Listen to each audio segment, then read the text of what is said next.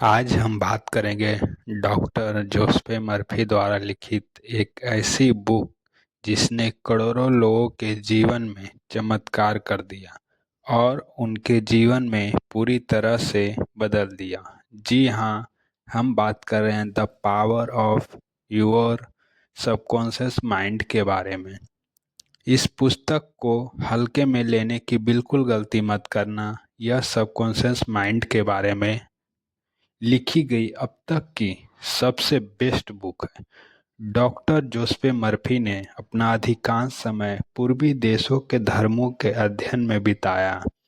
शोध के सिलसिले में वे कई साल भारत में भी रहे। विश्व के सभी प्रमुख धर्मों को अध्ययन करने के बाद उन्हें विश्वास हो गया कि पूरी सृष्टि में एक विराट शक्ति व्याप्त है और वह शक्ति हमारे भीतर है, जिसे डॉक्टर मर्फी ने नाम दिया the power of subconscious mind, means अवचेतन मन की शक्ति। और इसी शक्ति के बारे में हम इस वीडियो में बहुत ही डिटेल से समझेंगे। जब आप अपने अवचेतन मन की जादुई शक्ति का प्रयोग करना सीख जाएंगे तो आपके जीवन में चमत्कार होने लगेगा। आप हर वो चीज़ पा लेंगे जिसे आप पाना चाहते हैं। हर वह मुकाम हासिल कर लेंगे जिसे आप हासिल करना चाहते हैं। इतना पैसा कमा पाएंगे कि जिसकी आपने कल्पना भी नहीं की होगी। इस बुक में टोटल 20 चैप्टर है जो हमें सफलता की सीढ़ी तक पहुंचा सकते हैं, जिसके द्वारा हम जो चाहे वह पा सकते हैं। अगर आप इस वीडियो को ध्यान से देखते हैं और समझते हैं और अपने जीवन में अमल करते हैं तो मैं आपको प्रॉमिस कर सकता हूँ कि आपको जीवन में सफल होने से कोई भी रोक नहीं पाएगा और सफलता की हर बुलंदी को आप छू पाएंगे। अगर आप भी जीवन में हर वह चीज़ पाना चाहते हैं जिसकी आपने कल्पना भी नहीं की तो वीडियो को पूरा देखना और एक भी पॉइंट मिस मत करना। तो चलिए शुरू करते हैं चैप्टर 1। आपके भीतर बहुत बड़ा खजाना छिपा है, क्या आप जानते हैं? चुंबक लगा लोहे का एक टुकड़ा अपने वजन से 12 गुना अधिक वजन को आसानी से उठा सकता है, लेकिन अगर उसमें से चुंबक निकाल दे तो वह एक तिनका भी नहीं उठा सकता। इसी तरह दुनिया में दो तरह के लोग होते, एक चुंबकीय ताकत रखने वाले जिनमें विश्वास और आस्था कूट कूट कर भरी होती है, जो जानते हैं कि वे जीतेंगे और सफल होंगे, और दूसरे जिनमें चुंबकीय तत्व नहीं होते, जो हमेशा डरे हुए रहते हैं, भयभीत रहते हैं। उन्हें हर बात में संदेह होता है कि इस प्रकार के लोग जिंदगी में आगे नहीं बढ़ पाते। आप भी चुंबकीय व्यक्ति बन सकते हैं बशर्ते आप इतिहास में सबसे बड़े रहस्य अवचेतन मन की शक्ति को समझ लें और उस पर अमल करने लगे। अब हम समझेंगे कि यह अवचेतन मन क्या है। आपका मस्तिष्क जरा सा में एक, किंतु उसके दो स्पष्ट भाग हैं। दोनों की विशेषताएं अलग अलग हैं। दोनों भागों को एक रेखा अलग करती है। दोनों के कार्य बुनियादी रूप से एक दूसरे से अलग है। प्रत्येक विभाग को अलग अलग शक्तियाँ और गुण मिले हैं। एक चेतन मन है, दूसरा अवचेतन मन। जो सतह पर दिखाई देता, यानी जैसे आप दिखाई देते, वह चेतन मन है। और जो आपके अंदर का मन को, जो आपके अंदर है वो दिखाई नहीं देता, वो अवचेतन मन है। चेतन मन और अवचेतन मन एक दूसरे से कैसे कनेक्ट है यह स्टोरी से समझते हैं। एक बार महान ओपेरा गायक एनरिको कैरोसो अपने कैरियर की शुरुआत में मंच में जाने से घबरा रहे थे। डर के मारे उनके गले की मांसपेशियां ही ठह गई और उनका चेहरा पसीने से तरबतर हो गया। वे शर्म और घबराहट में मंच के पीछे चले गए। कुछ ही पल बाद उन्हें हजारों लोगों के सामने परफॉर्म करना था, लेकिन पब्लिक को देखकर उन पर डर की भावना हावी हो गई। उन्होंने काँपते हुए कहा, मैं नहीं गा सकता, सब लोग मुझ पर हंसेंगे। वे अपने ड्रेसिंग रूम में जाने के लिए मुड़े, तभी अचानक वे रुक कर चिल्लाए, भाग जाओ, डर तुम्हें भगाना ही होगा, भागो यहाँ से। वे दोबारा मंच पर गए और सीना तान कर खड़े हो गए। उन्होंने ऐसे गाया कि सुनने वालों का दिल जीत लिया। इसी स्टोरी से हमने क्या सीखा? जब आपका चेतन मन डर, चिंता और तनाव से भर जाता है, तो आपके अवचेतन मन में भी नकारात्मक भाव प्रभावित होने लगते हैं, और यही नकारात्मक भाव चेतन मन में दहशत, आशंका और निराश भर देते हैं। जब कभी आपके साथ ऐसा होता, तो एनरी कैरोसो की तरह आप भी अपने चेतन मन की नकारात्मक विचारों के समक्ष पूरे साहस और विश्वास के साथ डटकर खड़े हो जाएं और अपने मन में कहे, मैं पूर्णतः नियंत्रण में हूँ, मैं यह काम आसानी से कर सकता हूँ, यह बहुत आसान है। आप चेतन मन को इस तरह आदेश देंगे तो आपका चेतन मन शांति और सद्भाव से भर जाएगा और आपके अंदर जोश, उत्साह और शक्ति आ जाएगी, और आपको ऐसे परिणाम मिलेंगे जो आपने सोचा भी नहीं होगा। मान लीजिए कि आपका मस्तिष्क एक बगीचा है और आप उस बगीचे के मालिक हैं। अब आपके बगीचे में कौन सी फसल उगेगी? ऑब्वियस, आपके बगीचे में यही फसल उगेगी जिसके बीज आप उसमें बोएंगे। उसी तरह हम भी अपने मस्तिष्क के बगीचे में दिन भर अपने विचारों के बीज बोते हैं। अब यह विचारों के बीज आते कहाँ से हैं? यह उत्पन्न होते हैं हमारी आदतों से। अगर आप कांटे बोते हैं तो क्या आपको अंगूर, कंटली, झाड़ियाँ बोएंगे तो क्या अंजीर का फसल मिलेगी?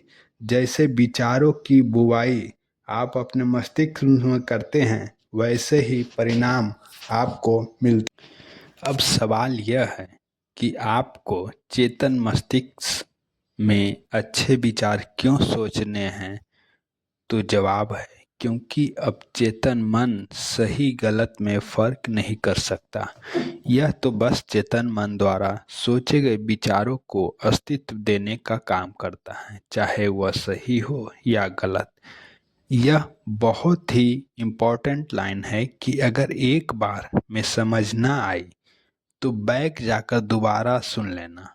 फॉर एग्जाम्पल, अगर कोई इंसान है जो किसी पर बहुत ज़्यादा गुस्सा है और उसका गुस्सा इस हद तक बढ़ गया है कि वह उसका खून करना चाहता है और बार बार बोलता रहता है, मैं उसको मार डालूंगा, मैं उसको मार डालूंगा, उसका खून कर दूंगा। बार बार यही बात बोलने की वजह से यह सारी बातें उस इंसान के अवचेतन मन पर अंकित हो जाएगी, और अल्लाह दीन के चिराग से उत्पन्न हुए जिनकी तरह उसका अवचेतन मन बोलेगा, जो हुकुम मेरे आका, और ऐसी परिस्थिति उत्पन्न कर देगा कि वह इंसान एक दिन सचमुच खून कर देगा। अब किसी का खून करना यह तो बहुत बुरी बात है, तो अब चेतन मन में उसे यह सब करने से रोका क्यों नहीं? क्योंकि अब चेतन मन सही गलत में फर्क नहीं कर सकता। यह तो बस चेतन मन द्वारा सोचे गए विचारों को अस्तित्व देने का काम करता है, चाहे वह विचार सही हो या गलत। और अगर कोई स्टूडेंट एग्जाम में टॉप करना चाहता है और बार बार बोलता है, मैं टॉप करूंगा, मैं टॉप करूंगा, मैं टॉप करूंगा, बार बार बोलकर इस विचार को अपने अवचेतन मन में अंकित कर देता है, तो फिर आपका अवचेतन मन कहेगा, जो हुक्म मेरे आका, और वह ऐसी परिस्थितियां उत्पन्न कर देगा कि आपको इतनी मेहनत करने पर विवश कर देगा कि वह स्टूडेंट एग्जाम टॉप कर लेगा। यह अवचेतन मन हर उस चीज को हकीकत में ला सकता है जो आप हासिल करना चाहते हैं। इसलिए आपके मस्तिष्क में आने वाला प्रत्येक विचार महत्वपूर्ण है। सिर्फ ऐसे विचारों को ही अपने मस्तिष्क में जगह दे जिनसे आपको ताकत और शक्ति मिलती है। जो हमारे मस्तिष्क को कमजोर करे, ऐसे नकारात्मक विचारों को मस्तिष्क में घुसने ना दे। चैप्टर 2, आपका अपना मस्तिष्क कैसे काम करता है। चेतन मन जहाज के कैप्टन की तरह होता है। वह सिर्फ नीचे इंजन रूम में बैठे कर्मचारियों को आदेश दे देगा, जो सभी बॉयलर मशीन यंत्रों को उसके आदेशों के अनुकूल चलाते हैं। मशीन रूम में काम कर रहे कर्मचारियों को यह पता नहीं होता कि वे कहाँ तथा किस ओर जा रहे हैं। वे केवल आदेशों का पालन करते हैं। कैप्टन अपने कंपास और अन्य यंत्र के आधार पर यदि गलत या अधूरा आदेश भी देता है तो भी वे उस आदेश के बिना कोई सवाल करे मान लेते हैं, भले ही वे पहाड़ से टकरा ही क्यों न जाए, क्योंकि उनका काम सिर्फ ऑर्डर फॉलो करना है। कैप्टन से सवाल नहीं कर सकते, वे केवल आदेश का पालन करते हैं। ठीक इसी तरह आपका चेतन मन कैप्टन है, आपके जहाज का नेविगेटर है। जिस विचार पे आपका चेतन मन विश्वास करता है और यही मानता है कि उसी विचार को अब चेतन मन बिना सवाल पूछे आपका आदेश समझकर स्वीकार कर लेता है, चाहे वह सही हो या गलत। इससे उसे कोई फर्क नहीं पड़ता। और जब चेतन मन में कोई शब्द या वाक्य आप बार बार बोलते रहते हैं तो आपका चेतन मन उसे एक्सेप्ट कर लेता है और उसे साकार कर देता है, चाहे वह चीज़ें सही हो या गलत, सकारात्मक हो या नकारात्मक। जब आप कोई नकारात्मक चीज़ें बार बार कहते हैं, जैसे कि यह बहुत मुश्किल है, मैं यह नहीं कर सकता, मैं स्मार्ट और इंटेलिजेंट नहीं हूँ, मैं किसी काम का मैं बिल्कुल नाकारा हूँ, यह मेरे बस में नहीं है, मैं अमीर नहीं बन सकता, तब आपका अवचेतन मन आपके शब्दों को स्वीकार कर लेता है और बिल्कुल ऐसी ही परिस्थिति पैदा कर देता है जिससे आपके लिए वह चीज़ प्राप्त करना सचमुच मुश्किल बन जाता है। जब आप यह कहते रहोगे कि यह कार नहीं खरीद सकता, मैं यूरोप की यात्रा नहीं कर सकता, मैं यह घर नहीं खरीद सकता, यह सूट और पतलून नहीं खरीद सकता, तब तक यह जान लो कि आपका अचेतन मन आपके नकारात्मक आदेशों का पालन करता रहेगा।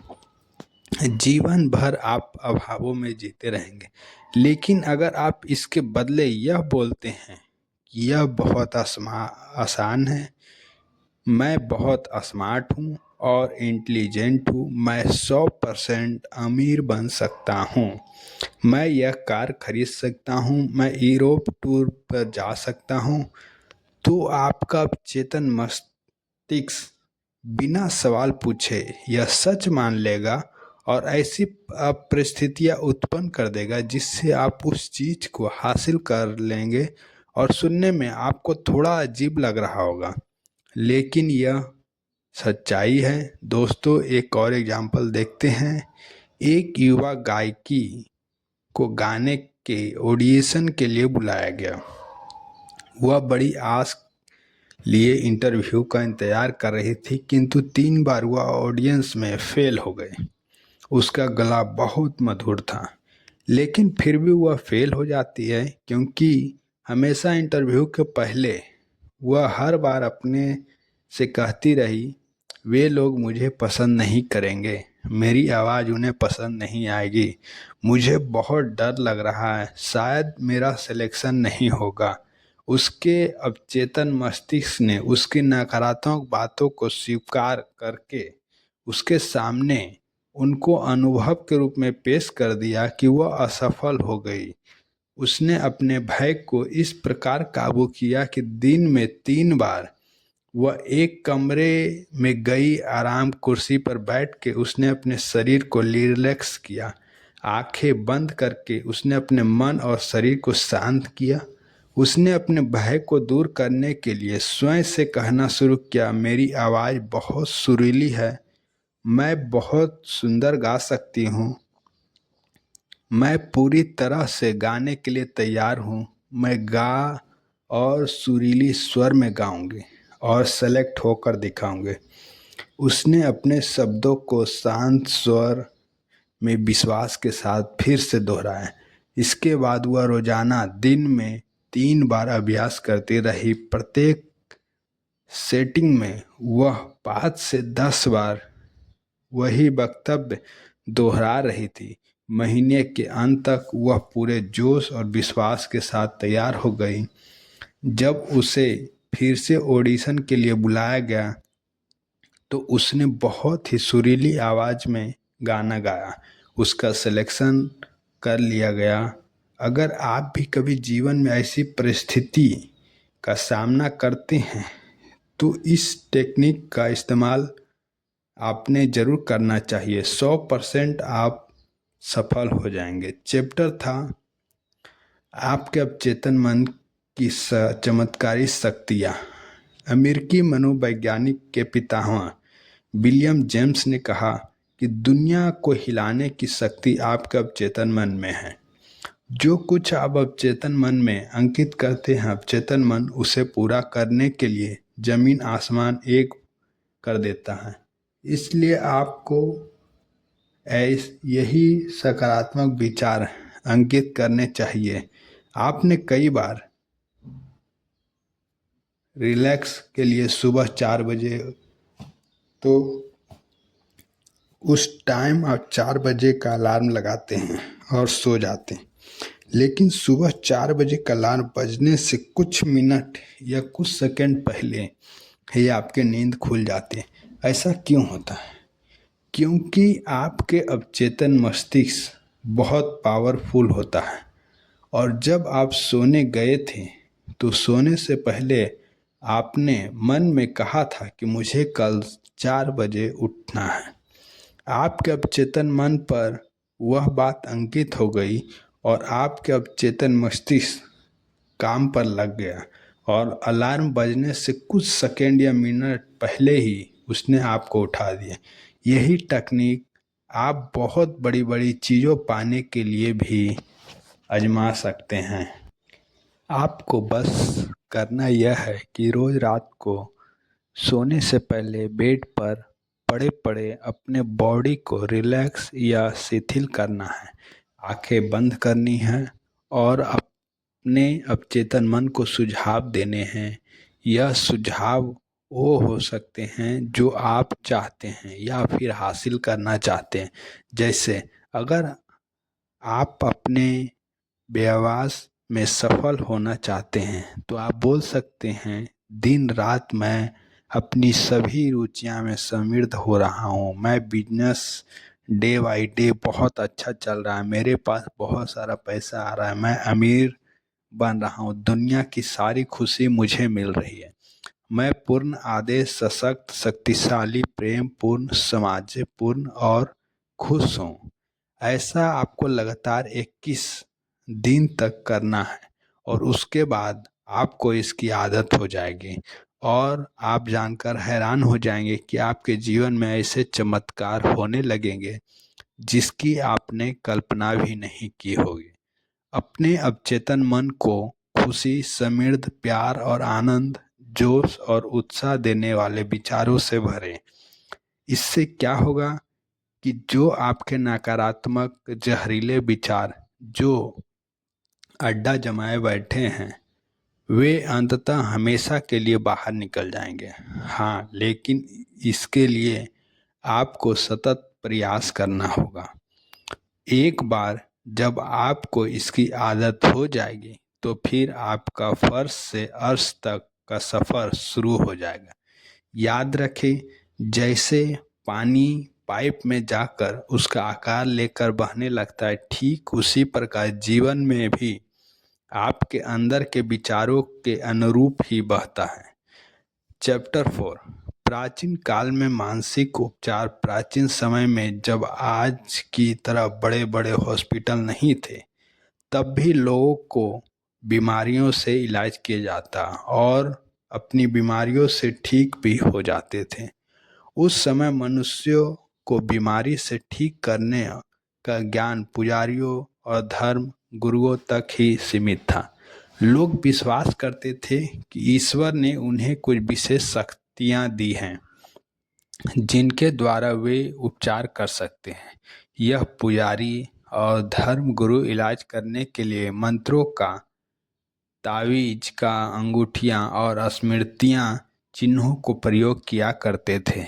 जब कोई बीमार हो जाता है तो लोग उन्हें इन पुजारियों या धर्म गुरु के पास ले जाते हैं और वे सिर्फ मंत्रों द्वारा तावीज के सहारे उनका इलाज कर देते थे और रोगी ठीक भी हो जाता था। क्या आपको लगता है कि वे रोगी सिर्फ ताबीज या मंत्रों की वजह से ही ठीक होते थे? ऑथर कहते हैं कि वे सिर्फ मंत्रों और ताबीज के वजह से नहीं बल्कि अवचेतन मन की शक्तियां से ठीक होते थे। जैसा कि हमने पहले देखा था कि लोग उन पुजारियों में, धर्म गुरुओं में विश्वास करते थे कि वे उनका इलाज कर देंगे। उनकी आस्था बहुत ज़्यादा होती थी।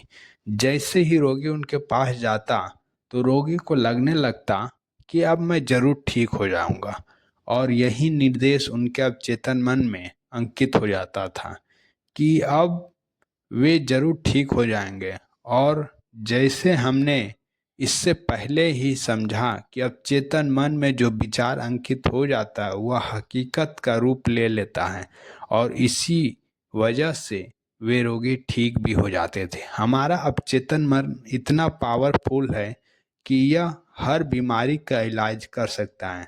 आपकी आस्था जितनी ज़्यादा होगी आपको परिणाम भी उतना ही जल्दी मिलेगा।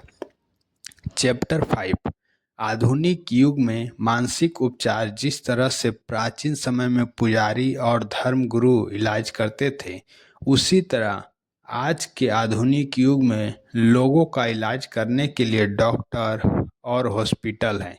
लेकिन पुरानी कहावत है, डॉक्टर घाव पर पट्टी बांधता है और ईश्वर उसे ठीक करता है। यहाँ पर ईश्वर शब्द का प्रयोग अवचेतन मन के लिए किया गया है। कोई भी डॉक्टर या सर्जन पूरी तरह से यह दावा नहीं कर सकता कि उसने मरीज को ठीक कर दिया। उपचार शक्ति एक ही है, हालांकि इससे अलग अलग नामों से पुकारा जाता है, जैसे प्रकृति, जीवन, ईश्वर, रचनात्मक ज्ञान। लेकिन वास्तविक में यह सभी अवचेतन शक्तियाँ की ओर इशारा करने के लिए भिन्न भिन्न तरीके हैं। एक पेशेंट था जिसकी जीभ में लकवा मार गया था और सभी प्रकार के चिकित्सीय उपचार व्यवस्था हो गए थे। उसके डॉक्टर ने रोगी को बताया कि उसके पास एक नया यंत्र है जिससे उसे विश्वास है कि उसका इलाज हो जाएगा। डॉक्टर ने पॉकेट थर्मामीटर रोगी के मुंह में लगा दिया। रोगी ने उस नए यंत्र की कल्पना की जो उसे ठीक करने के लिए लगाया गया था। कुछ ही मिनटों में वह खुशी से चिल्ला उठा कि उसकी जीभ फिर से चलने लगी। एक युवती डॉक्टर के पास आई। उसने लिखकर बताया कि पिछले 4 सप्ताह से उसकी आवाज़ बंद हो गई। डॉक्टर ने जांच में यह सही पाया कि डॉक्टर ने उसे बताया कि गुम हुई आवाज़ कभी कभी बिजली के प्रयोग से लौट जा आती है और यह तरकीब आसानी से सुझाव के प्रभाव से भी की जा सकती है।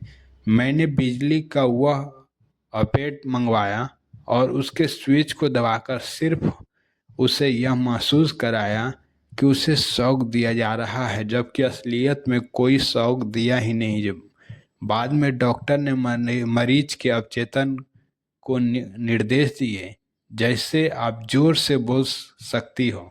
डॉक्टर ने ए अक्षर दिखाया, फिर बी और बाद में मारिया। वह धीरे धीरे बोलने लगी। गुम हुई आवाज़ लौट आई।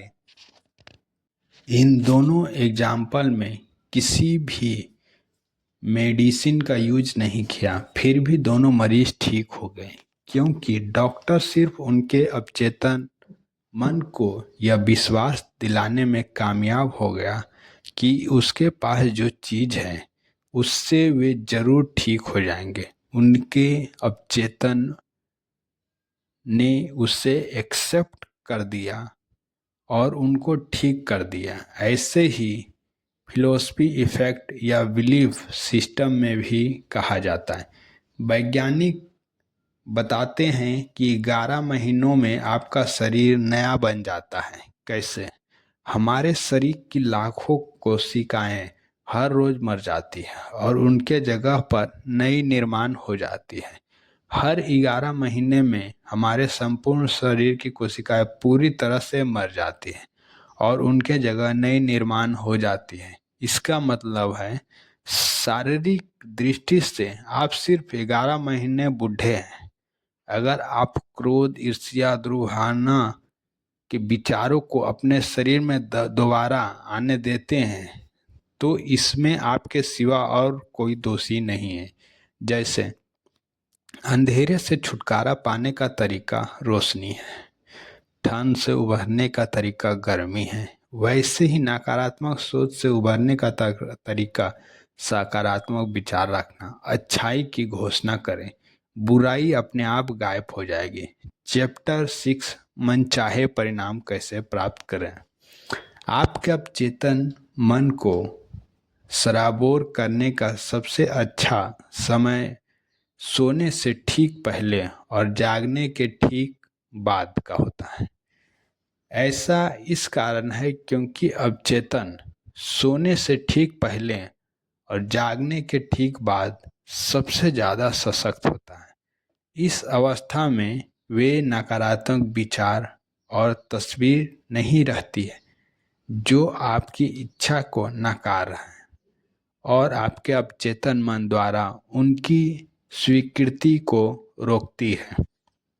जब आप मनोकामना पूरी होने की वास्तविकता की कल्पना करते हैं और उपलब्धि को रोमांच महसूस करते हैं तो आपको अवचेतन आपकी मनोकामना पूरी कर देता है। सेहत की भावना से सेहत उत्पन्न होती है, दौलत की भावना से दौलत उत्पन्न होती है। अब आप बताइए कि आपकी भावना कैसी है। कल्पना आपकी सबसे बड़ी आंतरिक शक्ति है। अच्छी और सुंदर चीज़ों की कल्पना करें, आप वैसे ही जैसे आप खुद के बारे में कल्पना करते हैं।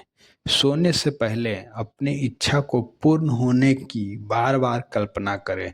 विश्वास करें कि वे इच्छाएं पूरी हो जा गई और शांति से सोएं और खुशी से जागे। एक दिन आएगा जब आपकी इच्छा हकीकत में साकार हो जाएगी। याद रखें, अगर आपके जीवन में कोई भी समस्या है तो आप अपनी किसी भी समस्या का उत्तर बताने की जिम्मेदारी सोने से पहले और अवचेतन मन को सौंप दें।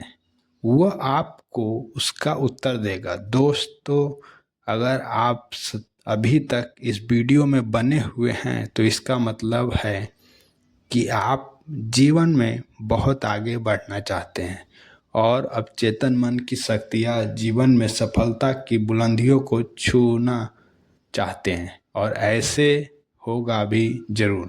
आगे आने वाले पॉइंट्स और भी इम्पोर्टेंट है, वीडियो में बने रहें। चैप्टर 7, धन और दौलत के लिए अवचेतन मन की शक्तियाँ का प्रयोग कैसे करें। दौलत की चेतना विकसित करने का सटीक तरीका। आप एक काम करें, रोजाना सोने से पहले और सुबह उठने के बाद 5 मिनट तक यह 2 शब्द दोहराएं। दौलत और सफलता, इन दोनों शब्दों में ज़बरदस्त शक्ति है। ऐसे बार बार कहें कि किसी लोरी की तरह आप परिणाम देखकर हैरान रह जाएंगे। दौलत बड़े हिमखंडों की तरह आपकी ओर प्रभावित होगी। लेखक बताते हैं कि यह एक बहुत चिंतित बिजनेसमैन मेरे पास आया। उसकी बिक्री और आर्थिक स्थिति बहुत खराब थी। मैंने उससे कहा वह अपने ऑफिस में शांत होकर बैठ जाए और बार बार दोहराए, मेरी बिक्री हर दिन बढ़ रही है। और इसी कथन को रात को सोने से पहले और सुबह उठने के बाद भी दोहराए। यह कथन के कारण उसके चेतन और अवचेतन मन मिलकर काम करने लगे। कुछ ही हफ्तों के अंदर उसे अच्छे परिणाम मिले। आप भी यही फार्मूला अपना सकते हैं। कुछ लोग कहते हैं और मैंने यह किया था लेकिन कुछ नहीं हुआ।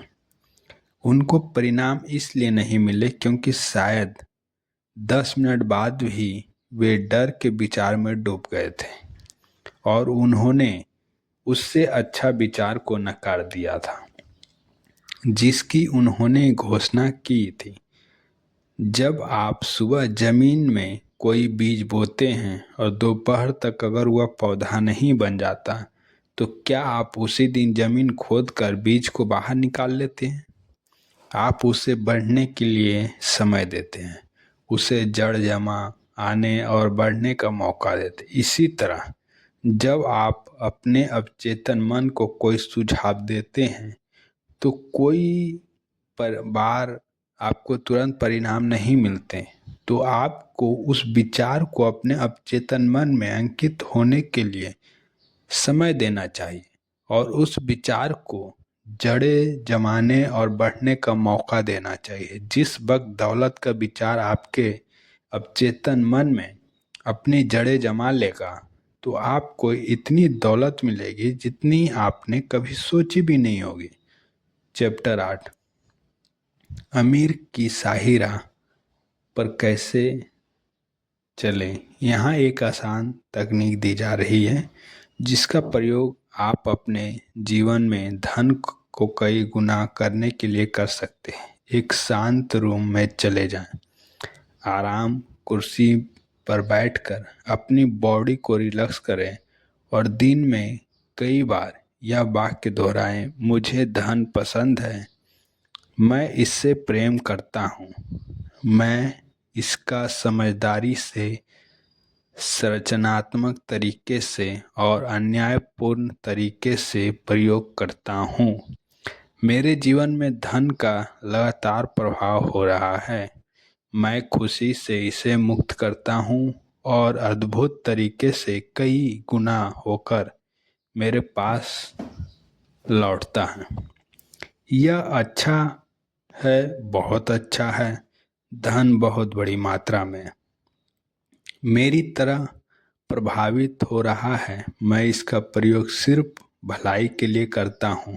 मैं अपने आर्थिक समृद्धि और मानसिक दौलत के लिए कृतज्ञ हूँ। तंगी में दिन गुजारने का असली कारण आपने कई लोगों को देखा होगा जो तंगी में दिन गुजार रहे हैं और महीने का खर्च चलाने के लिए संघर्ष कर रहे हैं। उन्हें आपने खर्च पूरे करने के लिए बहुत जूझना पड़ता है। क्या आप जानना चाहते हैं कि उनके साथ ऐसा क्यों होता है? वे लगातार उन लोगों की निंदा करते हैं जो जीवन में बहुत सफल हुए हैं और जिन्होंने बहुत दौलत कमाई। वे सोचते हैं कि अमीर लोग बहुत बदमाश होते हैं, वे लोगों का खून चूस चूस के अमीर बने हैं, वे बेईमान हैं और भ्रष्ट होते हैं और इसीलिए वे हमेशा अमीर लोगों से और उनको पैसों से नफरत करते हैं। आप दौलतमंद तो बनना चाहते हैं लेकिन दौलतमंद लोगों से और उनके पैसों से ही नफरत करते हैं। और ब्रह्मांड का नियम कहता है कि आप जिस चीज़ से नफरत करते हैं वह आपसे दूर चली जाती है, चाहे वह दोस्त हो, बीवी हो, बच्चे हो, रिलेटिव हो या फिर दौलत।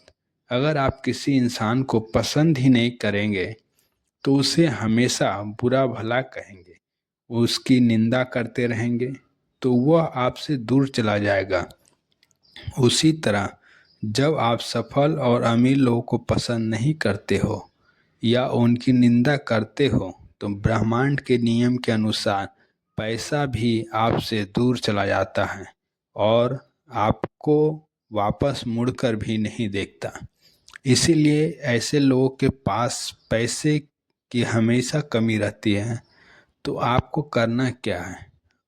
आप जब भी किसी सफल और अमीर इंसान को देखें तो कहे, मैं सफल और अमीर लोगों का आशीर्वाद देता हूँ,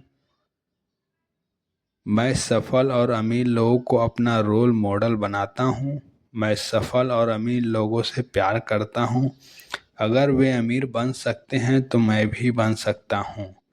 जब आप सफल और दौलतमंद लोगों के बारे में अपने अवचेतन मन में अच्छी भावना रखोगे तो आपका अवचेतन मन आपको इतनी दौलत देगा कि आप गिन भी नहीं पाओगे। चैप्टर 9, आपका अवचेतन मन और वैवाहिक जीवन आदर्श पति को कैसे आकर्षित करें। अगर आपने इससे पहले यह अध्याय ध्यान से समझ लिए हैं तो अब तक आप जान चुके होंगे कि आपका चेतन मन कैसे काम करता है। आप जानते हैं कि आप इस पर जो भी छाप छोड़ेंगे वह बाहरी जगत में साकार हो जाएगा। अगर आप एक महिला और आदर्श पति को आकर्षित करना चाहती है तो इसी समय अपने अवचेतन मन पर उन गुणों और लक्षणों की छाप छोड़ें जो आप अपने होने वाले पति में चाहते हैं। यहाँ एक उत्कृष्ट तकनीक दी जा रही है कि जिसके द्वारा आप आदर्श पति को आकर्षित कर सकती है। रात को कुर्सी पर बैठा जाए, आंखें बंद कर लें, शिथिल हो जाए और शरीर को पूरा ढीला छोड़ दें। बहुत शांत, निष्क्रिय और ग्रहणशल बन जाएं। अपने अवचेतन मन से बात करें और कहे, मैं एक ऐसे पुरुष को आकर्षित कर रही हूँ जो ईमानदार, सच्चा, वफादार, निष्ठावान और शांत, खुश और समृद्ध है। मैं जानती हूँ कि मैं उसकी शांति और सुख को बढ़ा सकती हूँ। मेरे आदर्शों से प्रेम करता है और मैं उसके आदर्शों से प्रेम करती हूँ। वह मुझे बदलकर नया नहीं बनाना चाहता, न ही मैं उसे बदलकर नया बनाना चाहती हूँ। हमारे बीच आपसी प्रेम, स्वतंत्रता और सम्मान है। आदर्श पत्नी को कैसे आकर्षित करें? अपने आदर्श पत्नी को आकर्षित करने के लिए नीचे दी गई सकारात्मक घोषणा करें। मैं ऐसी महिला को आकर्षित कर रहा हूँ जिसके साथ मेरा बहुत अच्छा तालमेल होगा। यह महिला ऐसी है जिसके साथ मेरी जोड़ी आदर्श रहेगी। वह आध्यात्मिक, निष्ठावान, वफादार और ईमानदार और सामंजस्य पूर्ण, शांत और खुश मिजाज है। हम एक दूसरे की तरह प्रबलता से आकर्षित हो रहे हैं। मैं जानता हूँ कि मैं इस महिला को प्रेम, प्रकाश, शांति और खुशी दे सकता हूँ। मैं महसूस करता हूँ और विश्वास करता हूँ कि मैं इस महिला के जीवन को अद्भुत बना सकता हूँ। मैं जब आदर्श जीवन के साथी को स्वीकार करता हूँ तो मानसिक रूप से अपनी पत्नी की वैसी ही तस्वीर बनाएं जैसी उसे होना चाहिए। खुश, सुखी, स्वस्थ, सुंदर। अपने पति को उस तरह देखे जैसा उसे होना चाहिए। सशक्त, शक्तिशाली, प्रेम पूर्ण, सद्भावना पूर्ण, दयालु और मानसिक तस्वीर देखते रहेंगे तो आप अनुभव करेंगे कि आपका वैवाहिक जीवन स्वर्ग बन चुका होगा जो श्रद्धा और शांति से भरा है। चैप्टर 10, मन से हमेशा युवा कैसे रहें। आप उतने ही युवा हैं जितना खुद को मानते हैं। मैं हर कुछ सालों में लंदन के कैफ्ट हॉल में भाषण देता हूँ। ऐसे ही एक भाषण के बाद एक सर्जन मुझसे मिलने आया। उसने मुझसे कहा, मेरी उम्र 84 साल है। मैं हर सुबह ऑपरेशन करता हूँ, दोपहर में मरीजों को देखने जाता हूँ और शाम को मेडिकल वैज्ञानिक जर्नल्स के लिए लेख लिखता हूँ। उसका नज़रिया यह था कि वह उतना ही उपयोगी है जितना वह खुद को मानता है और उतना ही युवा है जितना उसके विचार हैं। उसने मुझसे कहा, आपने अभी अभी जो कहा वह बिल्कुल सही है। व्यक्ति उतना ही युवा होता है जितना वह खुद को मानता है, उतना ही मूल्यवान होता है जितना वह खुद को समझता है। कुछ लोग 30 साल की उम्र में भी बूढ़े हो जाते हैं, जबकि कुछ 80 साल में भी युवा रहते हैं। मस्तिष्क की सबसे बड़ा बुनकर आर्किटेक्ट, डिजाइनर और मूर्तिकार है। नाटककार जॉर्ज बर्नार्ड शो 90 साल की उम्र में भी सक्रिय थे। रोमन देशभक्त मार्क्स पर्सियस केटो ने 80 साल की उम्र में ग्रीक भाषा सीखी। महान जर्मन अमेरिकन कलाकार मैडम अर्नेस्टाइसिस सुमन हैक दादी बनने के बाद अपने संगीत सफल के शिखर पर पहुंचे। यूनानी दार्शनिक सुकरात ने वाद्य यंत्र को बजाना तब सीखा जब वे 80 साल के थे। माइकल एंजिलो 80 साल की उम्र में अपने सबसे महान कैनवास पर पेंटिंग करते थे। 80 साल की उम्र में सीओ सायम नाइट्स ने कविता का पुरस्कार जीता। लियोपोल्ड वन रैंक ने अपनी हिस्ट्री ऑफ थे वर्ल्ड शुरू की, जिसे उन्होंने 92 साल की उम्र में पूरा किया।